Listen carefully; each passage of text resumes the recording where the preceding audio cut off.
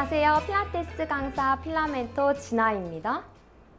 오늘은 저번 시간에 이어서 자격증 제가 어떻게 준비를 했는지 조금 더 구체적으로 한번 풀어보도록 하겠습니다.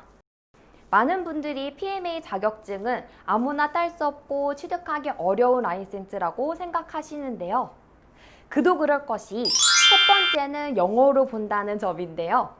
저도 수능 이후에는 영어를 공부한 적이 별로 없어서 맨 처음에는 굉장히 막막함이 컸었습니다. 하지만 PMA는 영어의 비중이 그렇게 크지 않습니다. 물론 영어로 공부를 해야 하긴 하지만 PMA 자체가 문제가 길지는 않고요.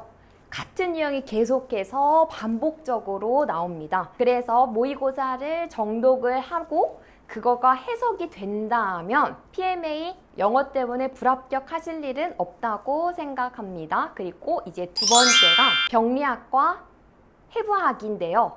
이 두 가지가 전문 지식을 어느 정도로 요하는지에 대해서 많이 궁금해 하실 것 같아요. 하지만 얘도 너무 걱정하지 않으셔도 될 것 같습니다.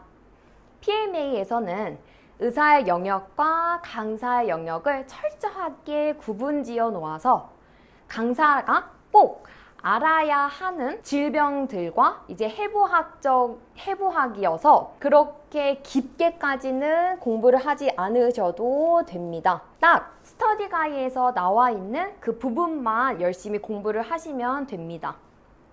이제 세 번째는요. 시험을 신청하는 방법이 까다롭다는 건데요. 저 같은 경우에도 시험을 신청하러 PMA 홈페이지에 들어갔는데 한국말로 번역이 안 돼 있고 다 영어로 되어 있어서 이게 지금 맞게 신청을 하고 있는 건지 약간 의문이 들었거든요.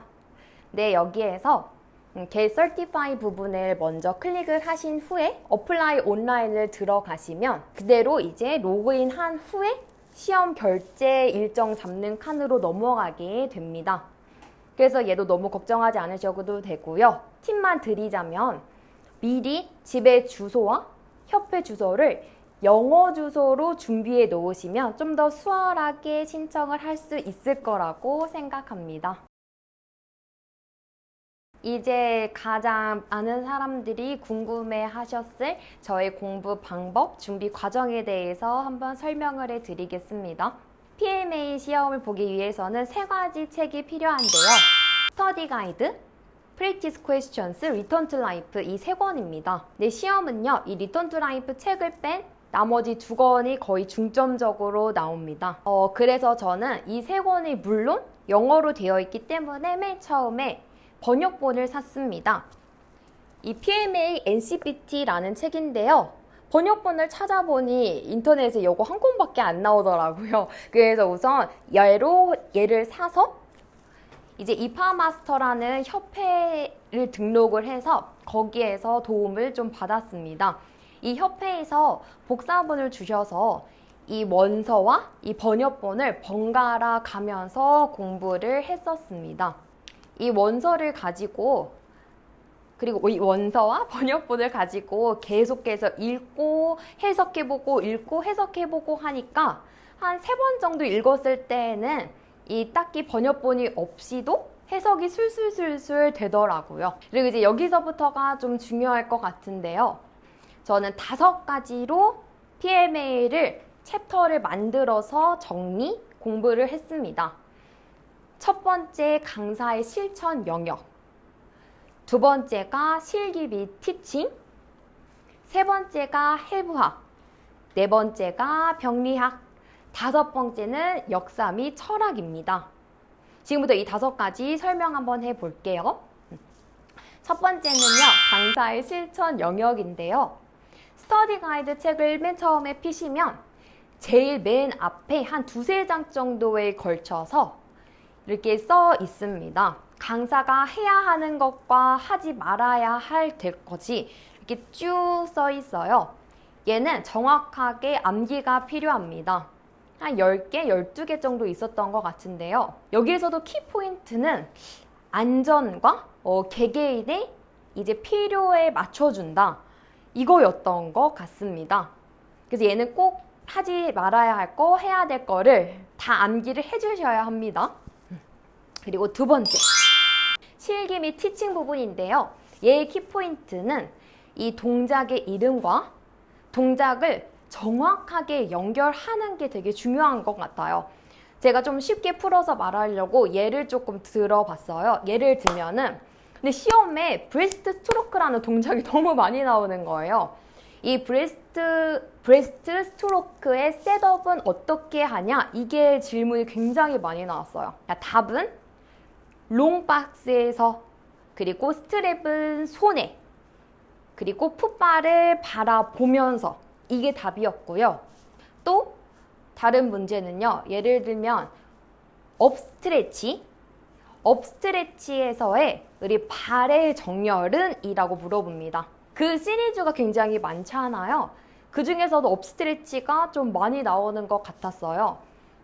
뒤꿈치는 숄더 블록의 탑에, 그리고 발가락은 가운데 부분에 지면을 대서, 지면이 아니라 캐리지에 대서, 이게 답이었고요. 또 한 가지 예를 들어보면은 척추의 플렉션과 익스텐션이 일어나는 동작은? 이렇게 나옵니다. 그래서 동작들이 굉장히 많잖아요. 그 동작과 이제 동작의 이름을 정확하게 연결을 시켜두는 게 중요한 것 같습니다. 세 번째는요, 해부학입니다. 이제 조금 골치 아플 거예요. 해부학과 병리학. 해부학은요, 총 근데 스터디 가이드의 3장의 분량 정도밖에는 되지 않아요. 그리고 긴 설명이 없어서 도대체 이 책으로 어떻게 공부를 하라는 건지 이렇게 생각할 수 있을 것 같아요. 그런데요, 이렇게 긴 설명이 없다는 거는 그만큼 해부학을 꼬지 않는다는 뜻인 것 같기도 합니다. 얘도 또 좀 예를 좀 많이 들어볼게요. 허벅지 앞면을 구성하는 근육이 아닌 것은, 또는 허벅지 뒷면을 구성하는 근육이 아닌 것은, 정말 이런 문제들이 정말 많이 나와요. 저희가 해부학을 맨 처음 공부를 할 때 움직임이 일어나는 면, 뼈, 관절, 근육을 제일 먼저 배우잖아요. 정말 이런 기초적인 해부학이 정말 비중이 큽니다. 그래서 너무 깊게 공부하기 힘드신 분들이라면 저는 정말 이 키포인트는 기본적인 해부학에 집중하는 것에 있다고 생각을 합니다. 근육의 기시나 정지는 정말 한 문제도 나오진 않았어요. 알아두면 물론 좋겠지만 그만큼 해부학을 꼬지는 않는 것 같아요. 자, 이제 네 번째, 병리학입니다. 병리학 같은 경우에도 키포인트는 질병과 이 질병의 금기 사항을 연결하는 거에 있어요. 얘도 좀 쉽게 제가 예를 좀 들어서 설명을 해 드릴게요. 예를 들어서 협착증을 가진 환자에게 금기시되는 동작은? 이게 질문입니다. 자, 답은 신전 동작이에요. 그리고 또 예를 들어보면 골다공증을 가진 회원한테 하면 안 되는 동작은? 답은 굴곡 동작이에요. 근데 굴곡 동작으로 100가 굉장히 답이 많더라고요. 이런 식으로 정말 질병과 이 질병이 가지고 있었을 때 하면 안 되는 금기 사항을 정확하게 해석을 하면서 암기를 해주셔야 되는 게 필요할 것 같습니다. 자, 이제 마지막 5번째는 역사 및 철학인데요. 그렇게 문제에서의 비중이 몇 문제 크지 않아서 한 아마 2-3장에 걸쳐서 있을 거예요. 그 부분만 한 몇 번 쭈루룩 읽어주시면 될 것 같아요. 여기까지가 제가 준비한 영상인데요. 많은 분들이 시작도 하기 전에 좀 걱정을 많이 하시는 것 같아요. 제 영상이 도움이 됐을지는 모르겠지만 도움이 되셨으면 좋겠고요.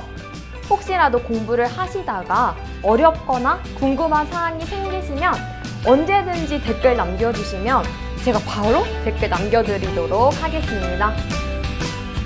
구독과 좋아요, 알림 설정 부탁드려요. 감사합니다.